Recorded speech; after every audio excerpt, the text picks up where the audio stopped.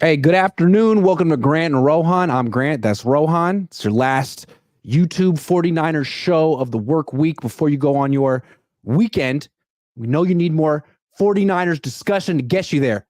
So that's why I got Rohan here. How you doing, Rohan?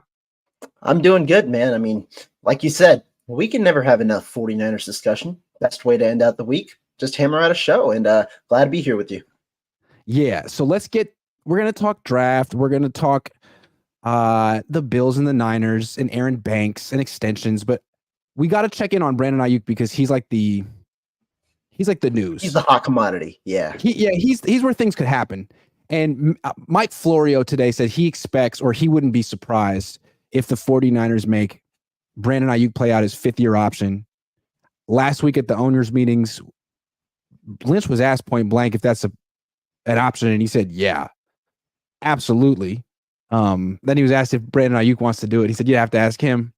Do you think it could actually come to this?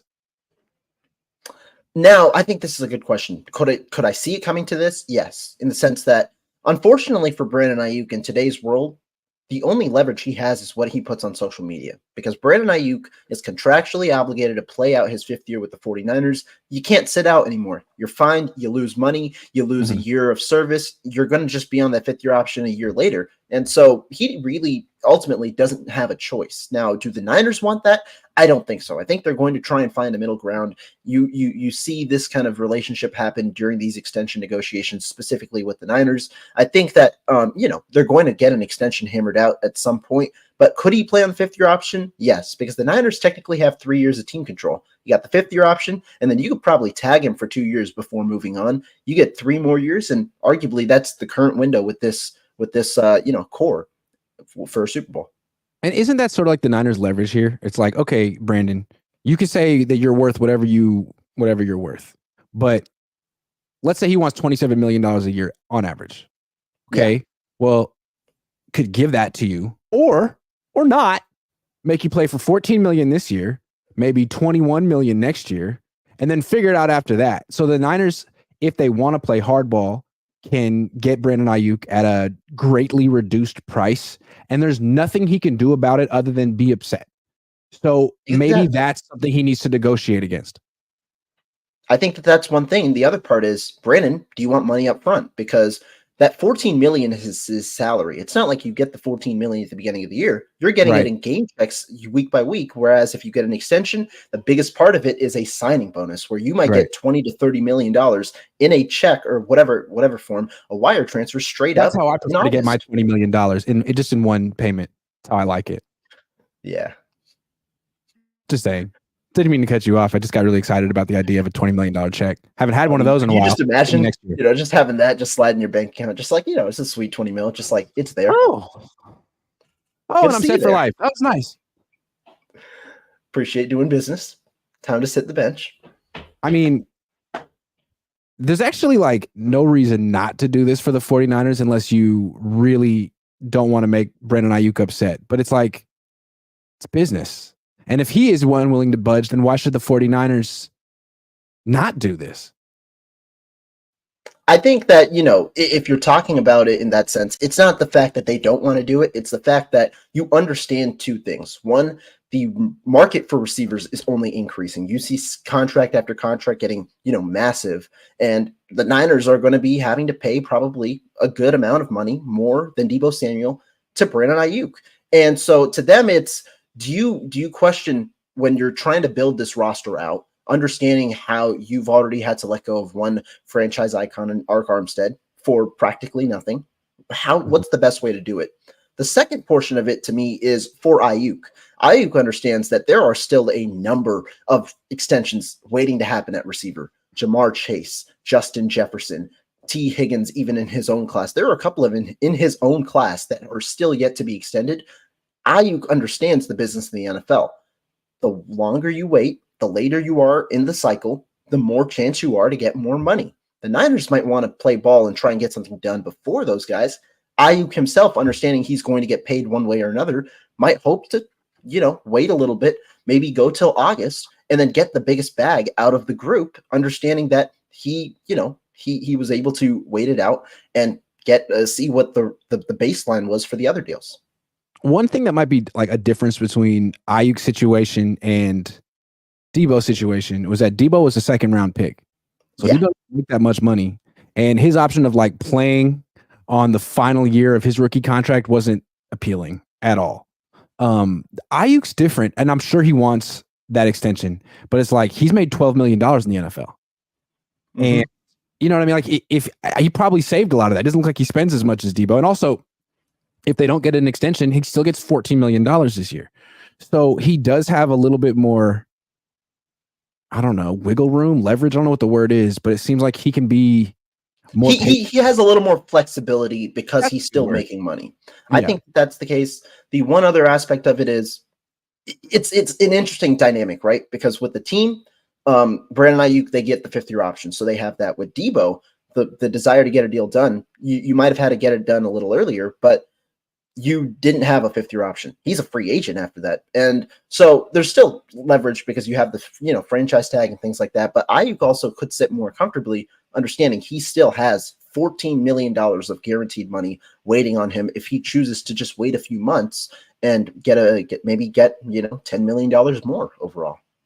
Yeah, it would be interesting if this plays out where the Niners kind of count on Brandon Aiyuk giving them a discount so he can get his signing bonus. Working with them. And Aiyuk could essentially bet on himself and say, no, I'll take the 14 million and then we'll see what happens after that. But it would be interesting. It's if he's really confident that he's a top 5 wide receiver in the NFL, play out your 5th-year option and then hit the open market, or do what Kirk Cousins did in Washington, just get franchise tag after franchise tag, and eventually be the first wide receiver to get the first fully guaranteed contract in like 2-3 years. Now, I'll be curious to see who gets that one, because that is a whole nother discussion. I mean, if we get to that point, I think all hell's going to break loose in the NFL. Pretty much. Corey wants to know your thoughts on the Seahawks now that Mike Macdonald is the head coach. I don't think too much changes. I mean, he's a very good defensive coordinator, arguably the best in the NFL. At least one of the guys up there last year. Might change your philosophy a little more, but I don't know if you're thinking about them versus the Niners. I don't think too much changes. They're fielding a similar roster. Perhaps there's a desire to maybe rebuild a little bit, go a little younger. He's a good head coach, going to make it a little difficult for the 49ers on that defensive side. We'll see how he's able to do it. But ultimately, I think it also comes down primarily to the personnel. I don't think much changed. Yeah. Yeah. I mean, they still have Geno Smith as their quarterback, is what I want to say about that. And that's the argument. Don't you always bring that up anytime we play the Seahawks? If Geno's the quarterback, you feel the Niners are going to win? Of course they are. It's Geno. No offense, but it's Geno. The thing with Mike Macdonald, every defense, every team that wants a good defense is looking at what he did last year. Those simulated pressures. Can you explain? It's like showing blitz, showing that there are potentially 6 or 7 rushers, but only 4 come, and you don't know which one they are. Yeah.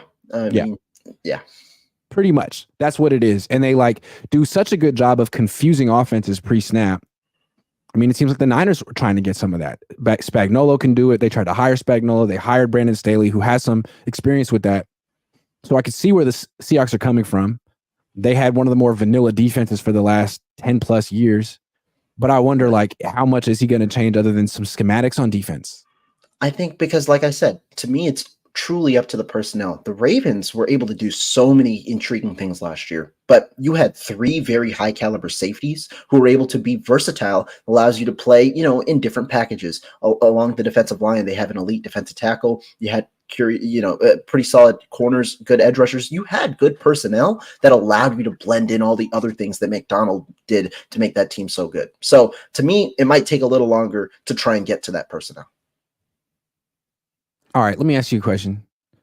Niners don't have the best offensive line in the league. Most people would agree it's subpar. Most people would agree the left tackle's great.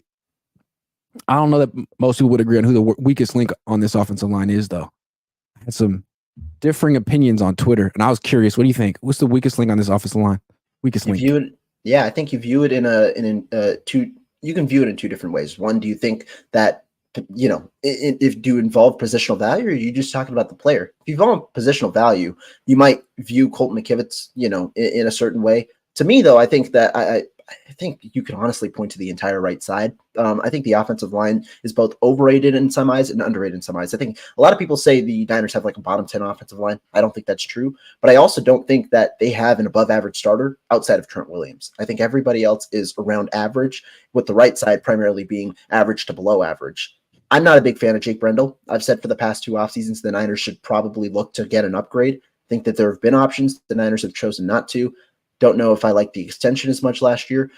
I think that he has a good argument to potentially being the weakest because of the value in this specific offense. The center is so important in this offense. That's why the Niners got, they paid Weston Richburg $50 million. That's why they paid Alex Mack. They went out and got veterans. Going from that to Jake Brendel, I think, is a significant drop off in terms of not only, the movement and all the things that come with the position, but also the knowledge and the IQ aspect of it, where you're trying to, not only you got good pass blocking technique, but you're also having to help call out protections and do all of that, because Kyle doesn't put too much on the quarterback. He puts a lot on the center. So the way I'll go, I know people might go with McKivitz, might go with John Feliciano, Spencer Burford. I think I'm going to go with Jake Brendel here, given the importance of center in this offense.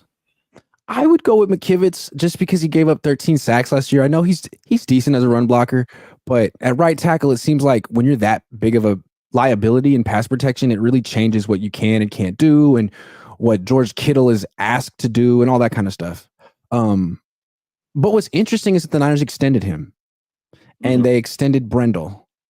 And so Brendel, McKivitz, and Trent Williams are under contract for a few more years. Like, that's the core of their offensive line. And Banks isn't extended. Feliciano's on a 1-year deal. It really feels like the Niners either don't value their guard, don't like their guards, or don't value the guard position at all. I had people online today on Twitter saying that Aaron Banks is the weakest link on the offensive line, and I couldn't believe it. He gave up no sacks last year. He did have turf toe for a while, missed a few games, but I don't know about that. Like, Banks is, I think maybe people might overproject Banks sometimes, but really a lot of people don't talk about Aaron Banks much. He's the second best player on the offensive line. I don't know if it's close. I don't know if it is, just because the remainder of the group is below average, in my opinion. Yeah, I agree. And it seems like the two sides of the line are built differently for different purposes. I think like the left side of the line is supposed to be bigger and stronger, because that's where the point of attack in the run game usually is. You're trying to displace defenders on the left side, push them back, and you have that double team with Banks and Williams. That's powerful. On the right side, that's more of like the outside zone side, the jet sweep side, where you're trying to reach block and use quickness and speed to get to the second level. And that's the idea. But you end up with this. They used to be good at it. When they had Brunskill and like young McGlinchey or Tom Compton, they could really hit big runs to the right side. Now, I can't remember the last time they did. Yeah.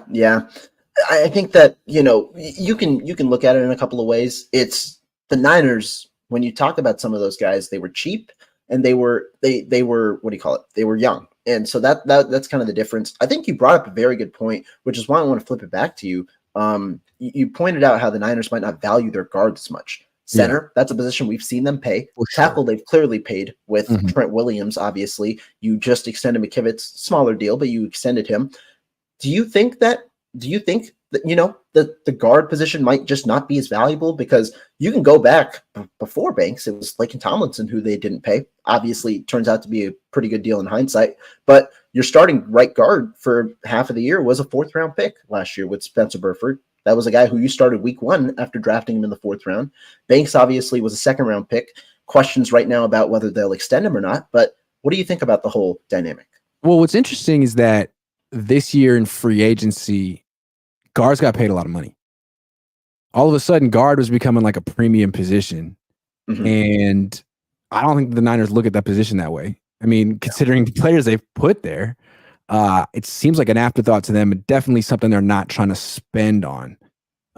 While the Rams just spent $16 million a year on a free agent, Jonah Jackson. That's something like that. Yeah, and Kevin Dotson, 16 or 17 or something for both. Yeah.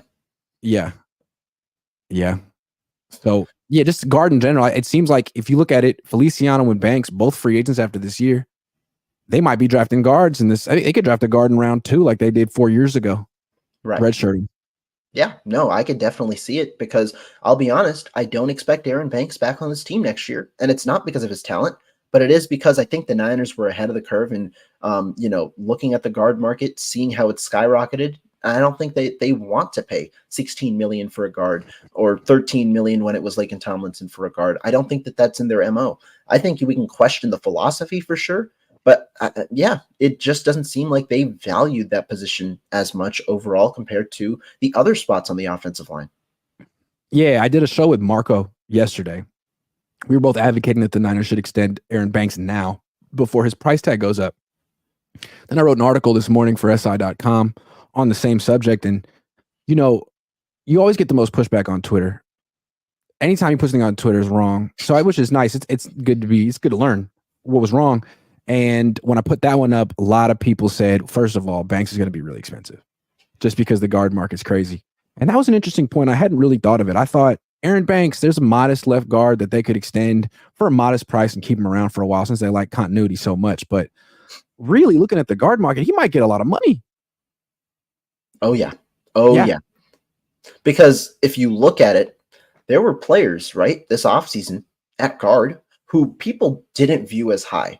Robert Hunt, above average guard. Do I consider him in the elite range? No. But because he's young, because he's got good, because you have good team control, and because he's a good fit for a certain system, he ends up going out and getting $20 million per year. And, you don't necessarily expect that type of money consistently, but $20 million per year for Robert Hunt is pretty darn good. And I mean, overall, the top guards all got over $15 million a year this year. That might be the money. If you're talking about Aaron Banks, who's going to be young next year, that might be the money that Aaron Banks is accustomed to having because he doesn't have a fifth year option. He's going to go into free agency 1 year earlier, being a second round pick. And it seems like he's in a good position to get paid. So knowing how the Niners do business on the offensive line, if there's a high chance he's not coming back in 2025, seems like there's a high chance the Niners are going to draft a guard on day 2, sit him for a year and have him start in 2025, or they could just sign someone, but they don't seem to be wanting to sign guards other than John Feliciano, excuse me. Unless your name is John Feliciano, they won't sign you. Yeah, I mean, I think that that's a good point where you might have to look for a guard in this draft. It might be among the top, the higher of priorities. And I think the Niners are going into this one. It helps you that this is a strong tackle class. Might push some of the guards or some of the interior guys down. And the interior class in this one is really strong in that second, third, fourth round, where the Niners could very well target a guard or a guard target, a player who could transition to guard. And so I could very well see that because, like I said, I don't envision the Niners extending Aaron Banks. I think that they're going to view you don't trade him either, just given you're going all in and you view that comp 3 probably as pretty valuable next year, but I don't see him extending him. And I think that the Niners are going to ultimately have to find a different way to fill that void. And that's where you point to the last 2 draft classes, because ultimately you might want that guy to already be on the roster where you're kind of just, he's a guy in waiting to get a starting job. But the Niners have really struggled in the last 2 drafts, and that has kind of hurt them in the sense that they might need some of these rookies to really start improving and really start playing a big role in year 1 or year 2 starting this year. Yeah, it's a little scary to let Banks go and just count on replacing him with a offensive lineman you drafted because, the Niners redshirt program hasn't been too fruitful the last few years. Great, right? It's not been linebackers, Drake Jackson, Spencer Burford. It just hasn't been working that well. But it did work with Aaron Banks. So yeah, no, that's true. That's true. And there was the argument that Banks could also started year 1 had he not gotten injured in camp. I think he got injured early in the summer or something. But regardless, the Niners might be in a position where Kyle Shanahan's hand is going to be forced because like the other teams, the Niners are going to be in a position where they just have to play rookies because they don't have another choice because of how much or how many players might be getting better deals elsewhere when they enter free agency. You're just going to have to play the rookies. Guard might be a position where that might come to fruition as early as next year. Yeah. It's interesting with this Niners team. It seems like they're in a position where they have a really good veteran roster and they've filled most of their holes in free agency. So in the draft, they could be looking for needs next year. Guard, corner, maybe safety, maybe wide receiver if they're planning on trading, or if they're planning on letting Jawan Jennings go. They seem to be in the market for slot receivers. Have you noticed that? Oh, yeah. I mean, the Tyler Boyd thing that we saw a couple of days ago, that was kind of intriguing. What about Jerry Rice's kid? Is he a slot receiver? No. I mean, you can play him in the slot. Now, I'm not high on Jerry Rice's kid, Brandon Rice, but I think you can play in the slot. Obviously, the hometown vibe, and he has a Juwan Jennings type of build. He's a little bigger, so if you consider you want a guy who can replace Jennings exactly like him, maybe you want a guy like Brandon Rice. How much you want to bet they take Jerry Rice's kid? Speaking of bets. Shout out to our sponsor, BetUS, the #1 online sports book. They're currently offering 125% deposit match up to $2,500 on your first 3 deposits. That means if you put in $500, you'll have $1,250 to play with. That's a lot of money. BetUS also has 24/7 customer service and 24-hour payouts. That's convenient. Click the top link in the description of the video to receive your bonus. Also, giving away $125 in just free play. So the first 5 people who DM me on Twitter, showing me their account number on Twitter, will receive $25 for free on BetUS. Let's check it out and see what's going on with their best odds so far. With their specials. What we got? Christmas Day. Most valuable player. Let's see the odds. You think Brock's up there? Huh? Brock, where is he? That's what kills me. He's like, Mahomes is up there. You know he's not going to win the award. They're never going to give it to him again, but Aaron Rodgers could get it. Purdy could get it. McCaffrey's all the way down there. McCaffrey's way down, but he's up there. I like going to BetUS and making long bets on long odds. It's for fun. Kirk Cousins is down there. He could do it. That would be. I don't know. What do you think is the most responsible bet here for regular season MVP? I mean, Josh Allen could do it, but they just lost Stephon Diggs. Is Jimmy Garoppolo here? What about Stroud? I mean, I think Stroud would be a pretty nice one, especially now that they got Diggs. I mean, that team looks real good right now, at least for this year. They look good. And I mean, Stroud was already all the way up there. He was like a top 5 quarterback the second half of the year. So I would not mind Stroud at all. Good bet. Stroud, you don't know what Dak Prescott's going to be. Brock Purdy's also not a bad bet at plus 1,400. No, not at all. Yeah. Rodgers plus 1,800, although that's counting on him to stay healthy. What do you think of Rodgers at this point in his career? I think he's a good quarterback. It's just, like you said, about staying healthy. I mean, that whole team, it seems like, is all they're working on one leg. You got Mike Williams, you got Tyron Smith, you got Aaron Rodgers. I mean, those 3. If he stays healthy and they win, he's getting all the credit. Oh, yeah. I mean, it's going to be like, one of those redemption stories. I'm putting my money on Rodgers. There we go. Why not? Rodgers, I just talked myself into it. $10 to win 180. Let's place the bet. Boom. There it is. Confirm. That's a good payout, yeah. Confirm. That's a nice payout. Real quick. BetUS, America's favorite sportsbook and casino. Live betting and racebook. We're celebrating 30 years with a historic offer. A 125% sign-up bonus on your first 3 deposits. Plus 10% gambler's insurance. Get started today. BetUS, where the game begins. Shout out to the sponsor. Okay. This is an interesting phenomenon. Been checking out the mock draft season. When you go on NFL.com, they have some of the most respected draft gurus in the game. Daniel Jeremiah, Lance Zierlein, both of them in their latest mock draft have the Niners taking defensive linemen. I mean, I've done a few mock drafts overall, but if you're talking about this position, I want to ask you, I want to flip the question actually to you, because you talk about the defensive line. And so I want to kind of hear your thoughts. Obviously, Armstead no longer there. What do you kind of think about the position overall right now before the draft? I mean, I like the additions they've made. I like Leonard Floyd. I like Gross Matos. I like the 2 defensive tackles. You're not overpaying for anyone like you did with Javon Hargrave and Eric Armstead. Like Daniel Jeremiah, I believe, is the one that has the Niners taking Chop Robinson at 31. Yeah. I don't see it. Like, he's a rotational pass rusher. That's why they drafted Robert Beal Jr. in the 5th round last year. rotational pass rushers who aren't 3-down players are you going to take, especially in round 1? It just seems like they have needs for like 3-down players who could be full-blown starters maybe not this year, but next year at a bunch of positions. So I don't really see it. I feel like they addressed this in free agency, and to make it the top priority in the draft as well would be overkill, but also something the Niners would definitely do at D-line. So I can't rule it out. I think that when you look at defensive line, I think this draft might give you an indication of how they view their team for 2025. Because they brought in 2 defensive tackles, specifically looking at defensive tackle. They brought in Malik Collins via trade, my favorite move of the offseason, and then they brought in Jordan Elliott. Collins, though, is essentially on a 1-year deal. His salary for next year, $10 million, not guaranteed at all. So they could cut him, and they wouldn't have to pay a dime.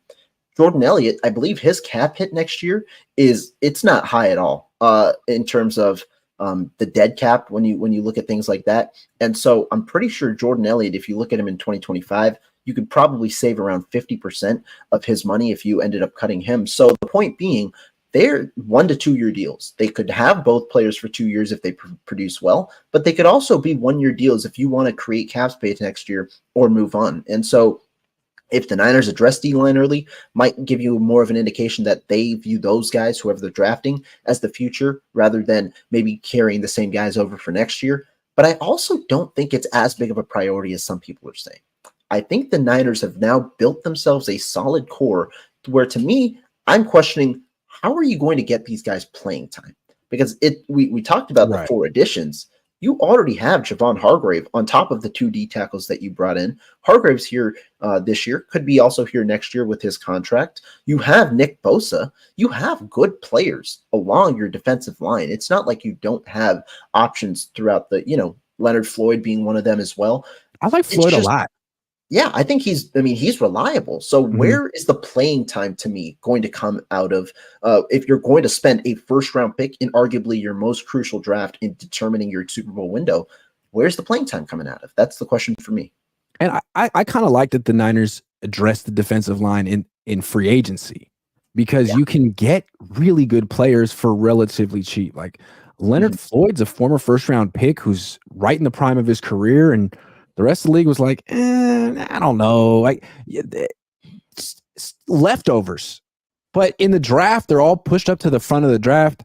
I liked it. I think the Niners should be looking at other positions in the draft, whether it's secondary or offensive line or literally anything else. I'm good with it. But if they go back to D tackle, it's like, you're redshirting your first-round pick. Why? Yeah, you did that with Trey Lance. It didn't work. Especially when you look at the options. I think we'll get to 31 specifically in a bit, but if you look at the options, it just feels that if you look at the defensive line depth, there are good options in the second round. There are good options in the late 3rd, 4th round where you could potentially find, the guys that you want, those rotational pieces that are good at a specific thing with potential to grow into a 3-down player. You could find those guys later in the draft. Now, I know if you're talking about a high-end defensive tackle, those are usually drafted within the first 2 rounds. But the Niners don't need that. They don't. It's just not the way that they usually operate. And I think that you're going to be able to find gems or, talent that you believe translates well to your system later in the draft, while also addressing other positions who might be better players at that specific draft spot. Yeah, I just don't understand it. Like, just pragmatically, let's say the Niners take a defensive tackle in round and they like him. So who doesn't? Malik Collins is coming off the bench. Jordan Elliott doesn't have a role.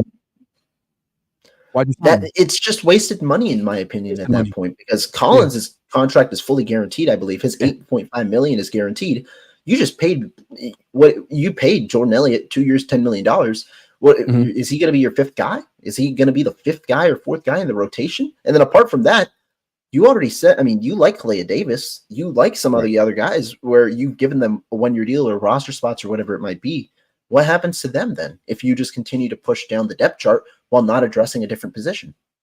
Yeah, and like we're taking a guy like an edge rusher, Chop Robinson. Well, what happens to Yetur Gross-Matos? Why did you sign him? And the other question is, you drafted it. I'm not going to compare the two necessarily, but you drafted a situational edge rusher a couple of years ago that you thought could develop in Drake Jackson with your 2nd round pick. And then you drafted Robert Beal last year, a situational edge rusher. So are you going to allow the players to develop by playing over more seasoned veterans, or are you going to look to redshirt them and then potentially have them play next year? What's kind of the situation? Because you would hope that your first round pick could find a way on the field this year. Agree.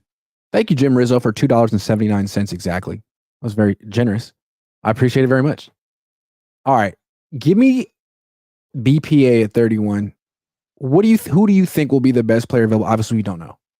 Yeah. Who's going to be there? But the Niners probably are thinking along the lines, who's going to be the best player on the board when they pick?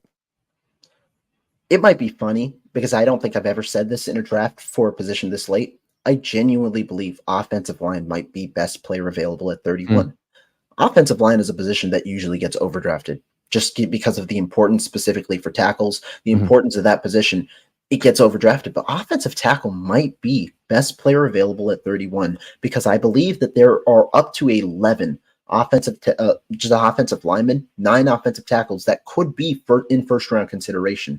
You're talking about guys at the end of 31. You've seen them being mocked to the Niners at times. Jordan Morgan from Arizona, the Niners have had interest. Guy the Niners definitely have had interest in, BYU tackle Kingsley Suamata, who seems, if you look at him, that guy is a tackle. That guy is very clearly a tackle. And so if you're talking about what the Niners might go for, I think offensive tackle is a very good spot. And some of those guys could also transition into guard. So if you feel you want to have a competition, you have a competition on the outside, you have a competition on the inside.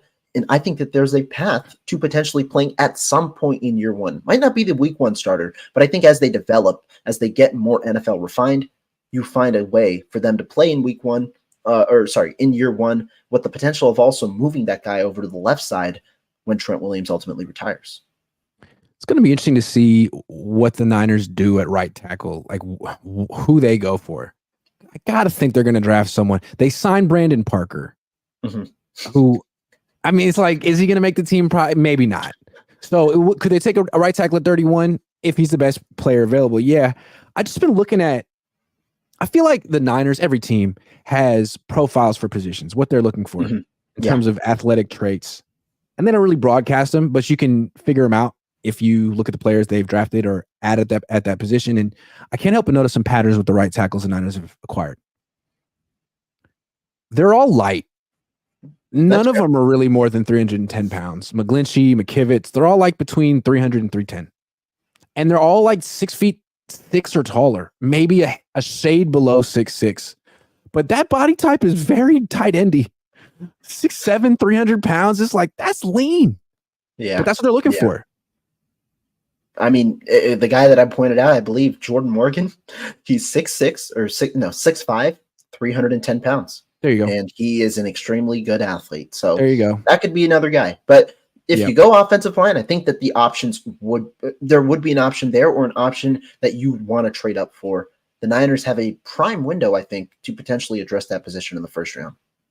What's interesting about this spot, the end of round 1, is it possible that the best player available will be a quarterback and they'll be able to trade down? Ooh.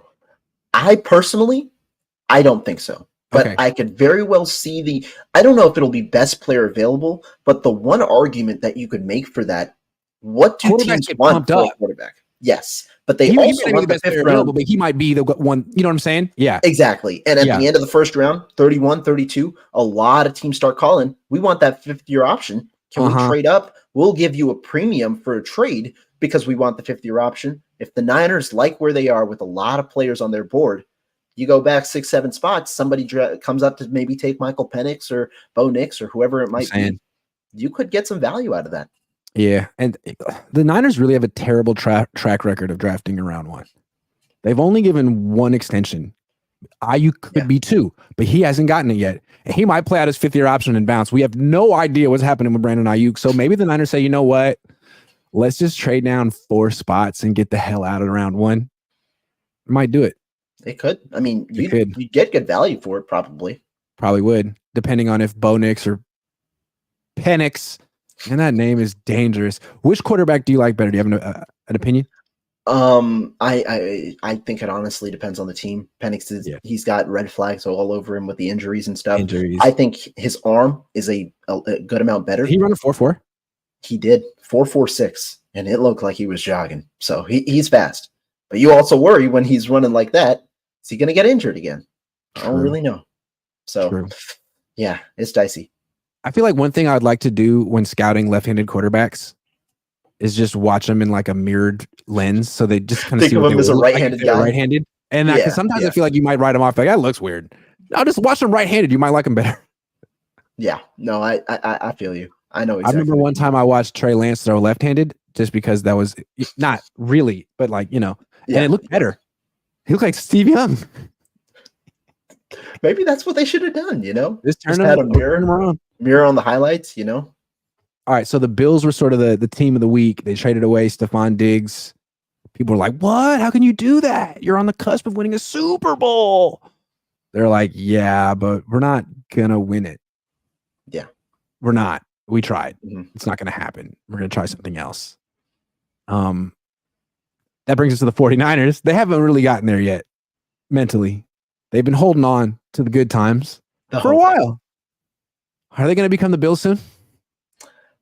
I don't know necessarily in that sense, but I think that the one thing I want to bring up, a very, very prevalent thing in today's NFL, is the idea of paying a star level quarterback or paying a quarterback star level money.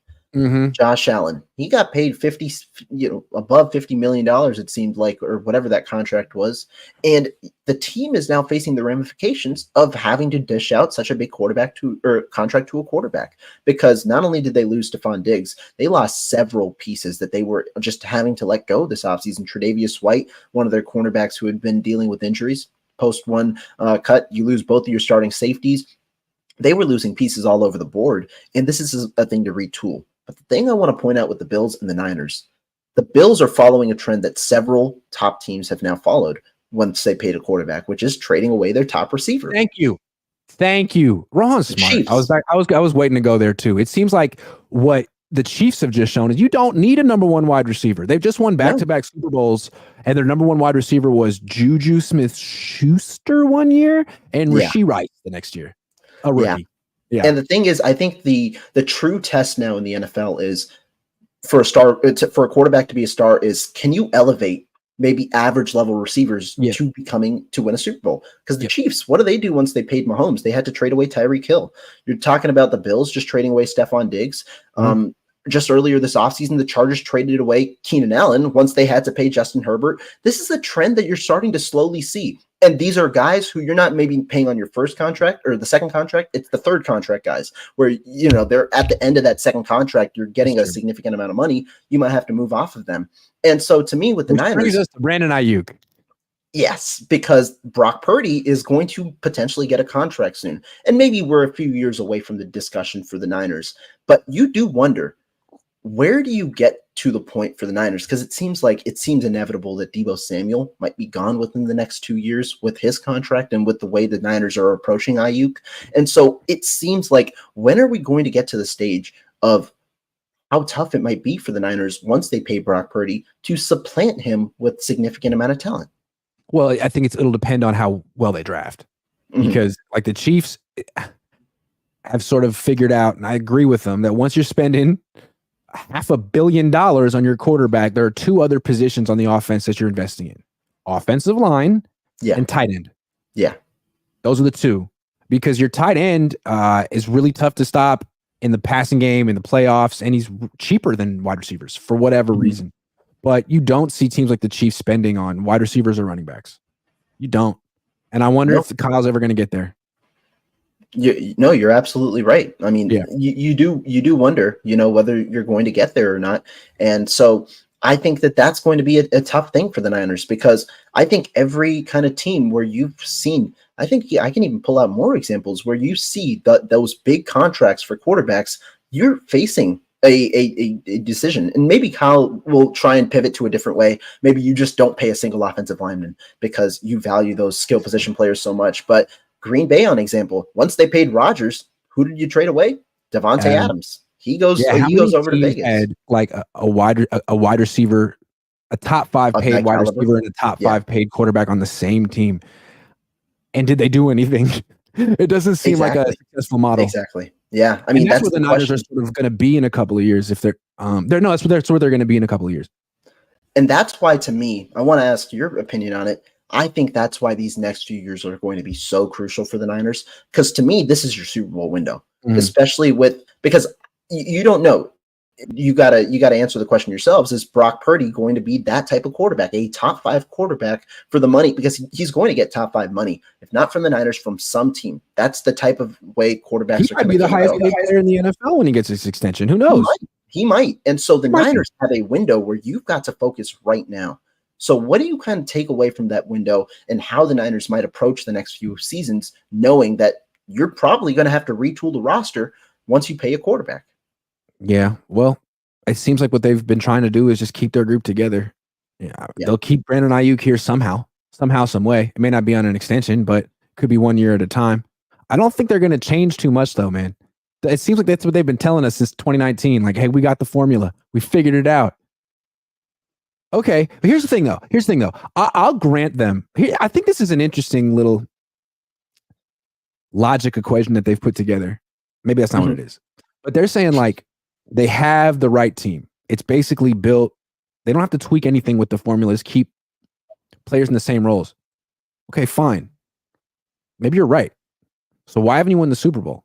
If the team is good enough to win the Super Bowl, then the coach isn't, right? Right? It's Kyle's fault, right? Or if Kyle is good enough to win the Super Bowl, there's something wrong with the roster. It's got to be one or the other. You can't keep the same coach and the same roster structure for 5 years and just cross your fingers. It's got to be one or the other. No, and I agree. And I think, to me, I caught a lot of flack for it because I said at the beginning of the year and then throughout the season, I ultimately don't think the Niners are going to win the Super Bowl. They could very well make it last year, and they clearly didn't. And the problem with that is I thought last year was the best shot you had. Because when you're looking at the opponents, the Chiefs this is a retool year this past year for the Chiefs. Yeah. They were in a pure retool year. Rashee Rice, a rookie in the second round, was their leading receiver this past year.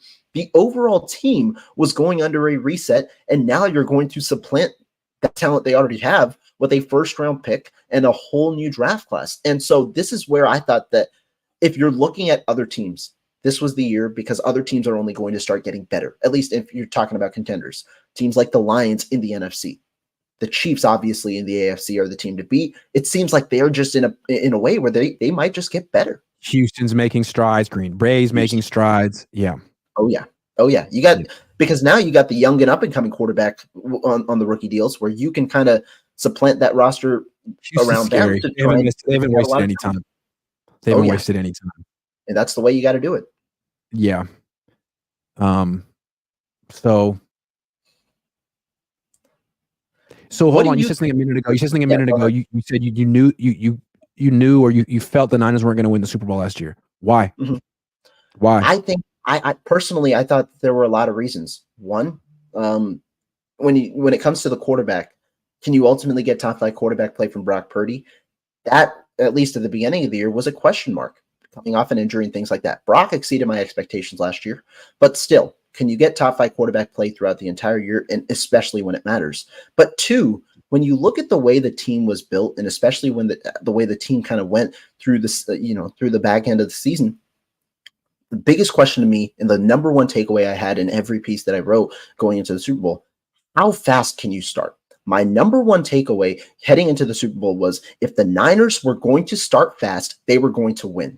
And I know you've probably watched that game a couple of times, and you've probably said it yourself. The Niners should have been up more than 10 points going into, it should have been a lot more than 10-0. You had the opportunities, but when you don't start fast, you allow a team like the Chiefs to come back. And personally, I don't know how. I know we saw it a couple of times in the playoffs. I don't know how much the Niners are built to win from behind against Patrick Mahomes, because generally teams don't beat Patrick Mahomes when you're trailing. And so you had to have enough of a window against a depleted Chiefs roster where you don't have that many, that strong of a team to ultimately win. The Niners didn't do that. They ultimately lose. And now that's why this year, I think the Niners have a good shot, because you have a strong roster. Your quarterback is solidified as a top 12, 15 quarterback in the NFL. The question, though, is how are you going to perform against teams that now have gotten better? Yeah, it's true. Yeah. I want to ask you though. Tell You me. talk about the Niners formula. What do you think kind of needs to change in order for them to reach the goal? New coach. Do you think that ultimately would be that's the main priority? I think that's the problem. And I know you can't say that around Niner fans, or really in the NFL, because everyone thinks you don't know ball if you think Kyle Shanahan isn't going to win a Super Bowl. But I think it's his fault. I think he has a lot of things going. He's a top 3 offensive coach in the league. Everyone wants his system. He does so many things really well. The way he uses motion and shifts really gets defenses on their heels, and he dictates. But then when it's like the very end of the season in the most pressurized moment, he gets away from that stuff. He gets uncharacteristic in what he does on offense, and he gets conservative. He doesn't have guts. Like, I just think he's not going to, I'm not saying he's a bad head coach. I don't think he's ever going to win a Super Bowl. So even if he gets fired, it goes on to his next spot. You ultimately don't think that might be the case? No, because that all assumes that he's going to like do self-reflection and change. He hasn't changed. He's not going to change. He doesn't do self-reflection. It's not his fault. Nothing's his fault. It's not his fault, Rohan. Just ask him. So look, he gets credit for building the team, getting it this far. I don't think he's going to take it to the promised land, get it across the finish line, whatever metaphor you want to use. I think he had the best team he's ever going to have last year. I agree. That part, I mean, you and I will obviously differ a bit on the Shanahan part, because I truly do believe when it comes to it, I think he will ultimately win a Super Bowl because of the things not only he brings around, but the things his players bring around. Sure, and neither of us know. We'll see. Yeah, exactly. But I do just feel like he missed his best shot last year. And it's like, man, I think other coaches could have won with that roster. That roster was freaking loaded. Yeah, and I mean, it's not only that, but the way that you got there, it seemed like that last year was the year. That's why a lot of people, yeah.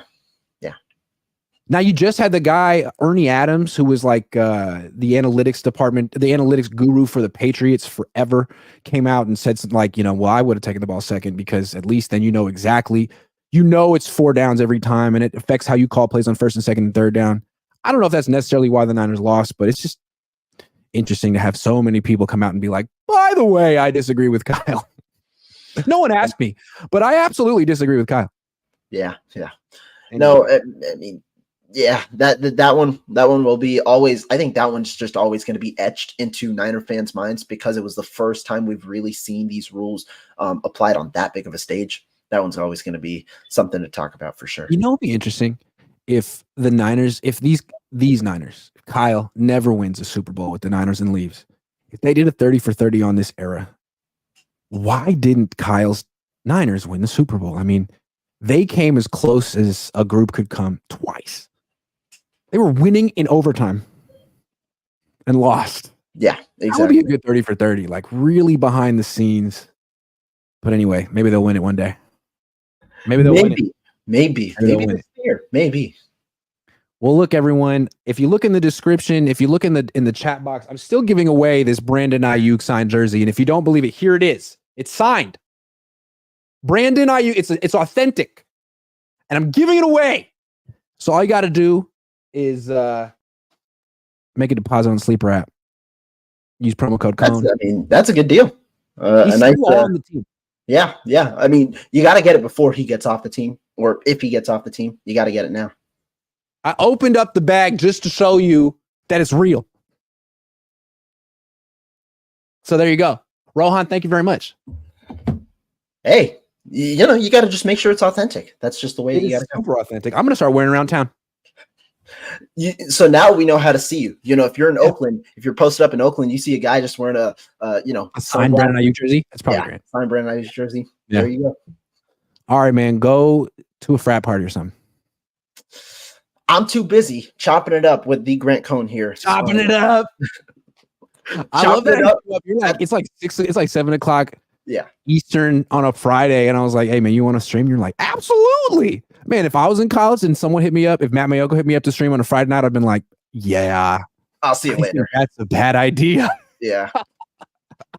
Appreciate you, Ron. No, as always, man. It's a great time. I obviously appreciate any time we can go on for an hour. Have a fun one today, though. It was great. Yeah, we'll do it again soon, man. Go have fun. I'll see you guys tomorrow. Cohn phone.